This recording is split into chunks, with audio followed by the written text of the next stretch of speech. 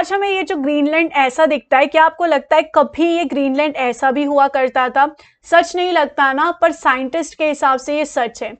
Scientist ने यहाँ पर 2 मिलियन ईयर ओल्ड डीएनए को आइडेंटिफाई किया है और ऐसा माना जा रहा है कि गेम चेंजिंग हो सकता है हिस्ट्री ऑफ इवोल्यूशन में। इसको फाइंड आउट किया गया है ग्रीनलैंड से। अगर हम यहाँ पे देखें, नॉर्दर्न ग्रीनलैंड के जो सेडिमेंट है उधर से microscopic fragment of environmental DNA लिए गए हैं। कटिंग एज टेक्नोलॉजी से रिसर्चर्स ने पाया है कि ये जो डीएनए है ये 2 मिलियन ईयर्स अगो के डीएनए हैं। अगर हम यहाँ पे देखें, यहाँ पर ये जो टीम थी ये 2 यूनिवर्सिटीज की टीम थी। यहाँ पर जैसा कि मैंने कहा, ये जो सैंपल्स थे डीएनए थे ये बरीड थे इन सेडिमेंट में। अब ये सेडिमेंट में डीएनए रहे कैसे इतने टाइम तक? तो उसका रीजन ये है कि डीएनए जो होता है उसके ऊपर चार्ज प्रेजेंट होता है और कुछ सेडिमेंट जैसे कि क्ले उनके ऊपर भी चार्ज प्रेजेंट होता है। तो डीएनए अगर इसके साथ प्रेजेंट होगा तो इसके ऊपर एंजाइमेटिक एक्शंस नहीं वर्क कर पाएंगी, तो ये यहाँ पे आराम से सर्वाइव कर सकता है, आराम से इतने साल तक ये रह सकता है। तो यहाँ पर अगर हम देखें, जैसा कि मैंने कहा कि इनको लिया गया था सेडिमेंट से, ये सेडिमेंट थे नॉर्थर्न मोस्ट ग्रीनलैंड के, और पाया जाता है कि उस टाइम ग्रीनलैंड का जो टेम्परेचर था वो 10 to 17 डिग्रीज वार्मर था आज के ग्रीनलैंड से।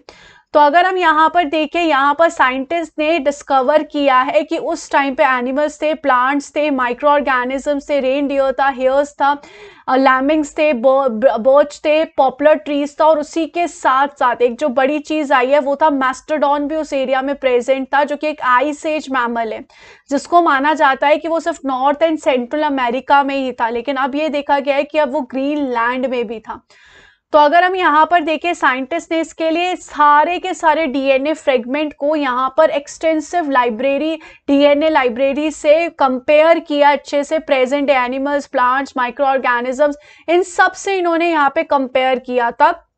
कुछ कुछ जो डीएनए उनको बहुत इजीली क्लासिफाई कर लिया गया है, कुछ कुछ को जीनस से लिंक करके क्लासिफाई किया गया, और कुछ कुछ का अभी भी यहाँ पे पता नहीं चला है, क्योंकि ऐसे एनिमल, प्लांट और माइक्रो ऑर्गेनिजम्स जो है 21st सेंचुरी में एग्जिस्ट नहीं करते हैं। इसी के साथ साथ यहाँ पर यह माना गया है कि अगर उस टाइम पे हायर टेम्परेचर पे सर्वाइव कर रहे थे तो हो सकता है कि फ्यूचर में अगर ग्लोबल वार्मिंग हो जाएगी तो भी एनिमल और प्लांट उस कंडीशंस में, सेम कंडीशन होगी तो वो सर्वाइव कर सके। पर यहाँ पर एक बहुत इंपॉर्टेंट बात साइंटिस्ट ने कही है कि degree of species will be able to adapt the change in condition arising from a significant increase in temperature, कि यहाँ पर जो स्पीशीज हैं वो अडेप्ट कर सकती हैं, लेकिन इस चीज के लिए टाइम चाहिए, और ग्लोबल वार्मिंग जो है वो बहुत जल्दी हो रही है, इतना टाइम नहीं दे रही स्पीशीज को, जिसकी वजह से extension is on the horizon for some species including plant and trees.